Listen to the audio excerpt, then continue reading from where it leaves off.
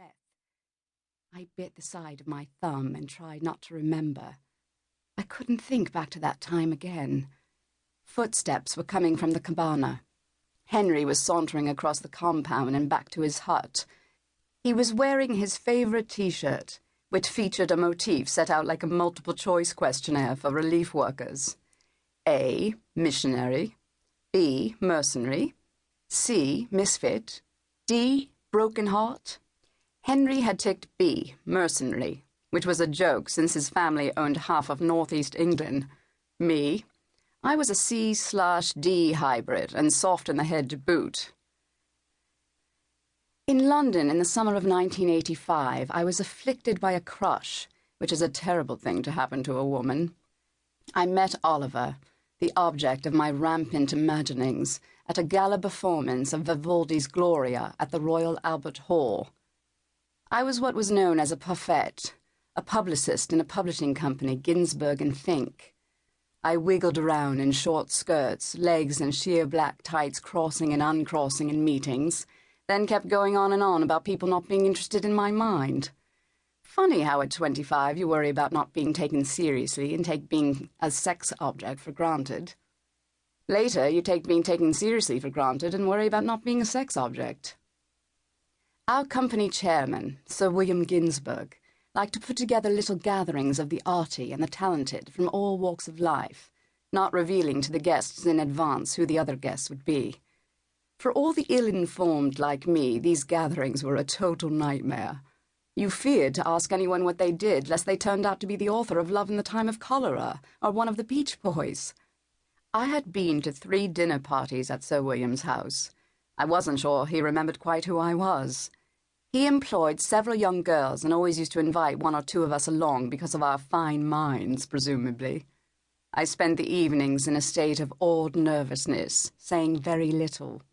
But I liked meeting these creative, interesting people. I wanted to fit in. This was the first time I had been invited to a large-scale party, and I was most excited. Sir William had organised a little soirée before the concert. Drinks for 100 in one of the hall's hospitality suites, 15 boxes hired on the company, then a sit-down dinner for a chosen dozen, and the rest of us could piss off.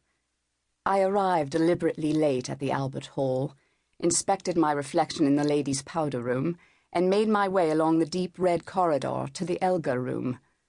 A uniformed attendant checked my name on a list and swung open the dark wooden door into a burst of light.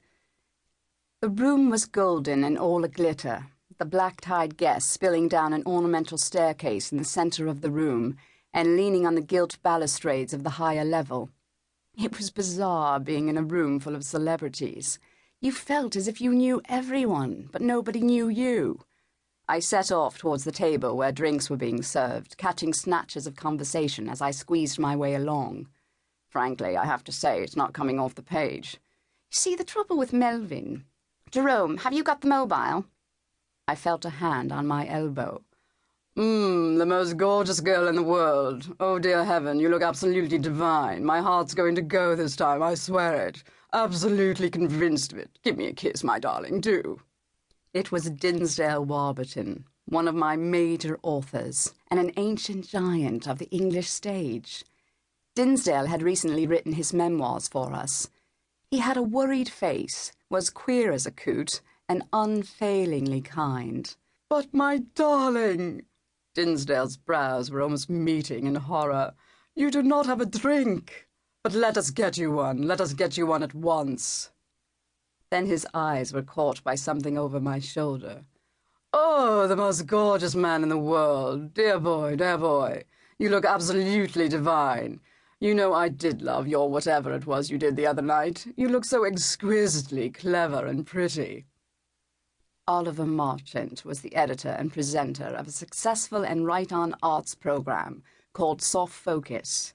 His reputation as the thinking woman's man preceded him, but I had no idea he was going to be quite so devastating.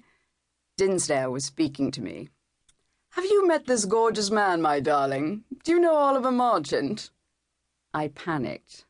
How are you supposed to answer this question with famous people? Yes, I've seen you on the telly. No, in other words, I've never heard of you.